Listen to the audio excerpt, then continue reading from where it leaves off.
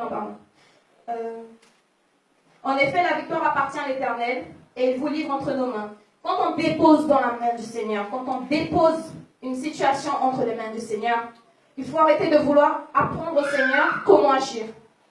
On met une situation dans les mains du Seigneur, on lui dit Seigneur, alors je te donne ceci, ceci, cela, et j'ai besoin que tu me donnes une solution pour ce problème. Mais juste après, on est là, mais Seigneur, tu sais, tu peux faire comme ceci, comme ceci, comme cela. Parce que cette situation, je la connais bien, donc je peux t'aider à la résoudre. Non, on ne peut rien, on ne peut pas aider le Seigneur à rien faire. Parce que nous, on voit d'une façon, le Seigneur, il voit d'une autre manière, parce qu'il voit en plus de nous, on ne voit pas de la même façon que le Seigneur voit. Le Seigneur, il connaît toutes les choses, il sait la meilleure façon de solutionner un problème, il sait la meilleure façon de résoudre une situation difficile. Donc quand on décide de déposer quelque chose dans les mains du Seigneur, on dépose et on laisse. Il faut arrêter de venir, on dépose, après on revient, on dit Seigneur, on le fait, fais comme ceci, comme cela, parce que je pense que ce sera mieux. Et puis après on repart. Il dit Seigneur, non mais tu sais, finalement, si tu fais comme ça, comme ça, comme ça, je pense que ça devrait aller. Il faut arrêter de faire ça. Si on dépose dans les mains du Seigneur, on le laisse. Et on dit Seigneur, je dépose dans tes mains, et je te le laisse, et tu vas le résoudre. Je ne me préoccupe plus. Je vais continuer de prier, mais prier en demandant que ta volonté soit faite. Et quand on demande que la volonté du Seigneur soit faite, il faut attendre que sa volonté soit faite. Parfois, sa volonté, ce n'est pas ma volonté. Mais sa volonté, elle est parfaite.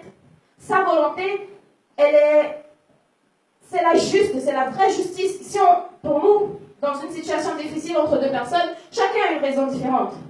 Chacun va se battre pour sa raison. Chacun va se battre pour gagner ce conflit. Mais le Seigneur, il voit toutes les choses. Et il sait quelle est la vraie justice dans cette situation. Alors quand on dépose quelque chose dans les mains du Seigneur, il faut attendre que sa volonté soit faite. Et lui demander, Seigneur, aide-moi à accepter ta volonté. Parce que parfois, la volonté du Seigneur, ce n'est pas la façon que nous on voit, ce n'est pas la façon dont nous on espère que les choses se passent. Mais quand on dit, Seigneur, fais ta volonté, il faut accepter sa volonté. Ici, David, il dit, en effet, la victoire appartient à l'Éternel. Il sait que le Seigneur est un Dieu qui ne va pas se laisser insulter et laisser les choses telles quelles. Ce géant, il avait insulté le Seigneur. Il avait insulté le peuple du Seigneur. C'est comme une mère. Une mère, elle ne va pas laisser quelqu'un venir et insulter son enfant. Et tout simplement laisser les choses telles quelles. Le Seigneur, c'est pareil. Le Seigneur, c'est notre Père. C'est le Père, c'était le Dieu du peuple d'Israël. Et il a vu que son peuple se faisait insulter. Et donc, le Seigneur va montrer que Dieu est un Dieu puissant, un Dieu qui ne laisse pas que son peuple se fasse insulter. Amen. Verset 48.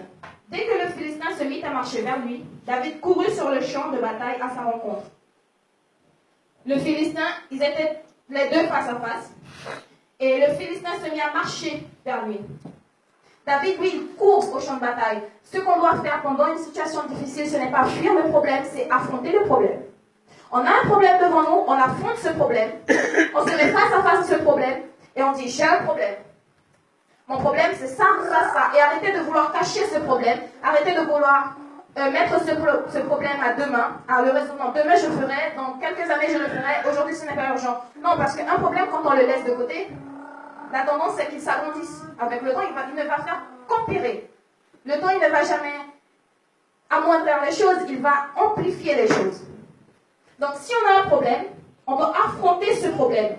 On se met devant le problème et on se dit, j'ai un problème, je vais le résoudre. Pardon. Amen. Et c'est ce que David fait. Il est devant un problème. Premièrement, il dit au problème, je suis avec le Seigneur. Le Seigneur est avec moi, je vais vaincre ce problème. Deuxièmement, il a la foi, il est certain qu'il va vaincre ce problème. Il dit, je vais t'abattre, je vais te tuer. C'est ce qu'il dit au géant. Et c'est ce que nous, on doit faire aussi. C'est des choses que on le sait tous. Quelque part, on le sait tous, tout ça. Mais est-ce qu'on le fait vraiment? On le sait tous qu'on doit avoir foi au Seigneur. On le sait tous qu'il faut affronter un problème, qu'il faut arrêter de fuir les problèmes, qu'il faut arrêter d'ignorer le problème. Mais est-ce qu'on le fait?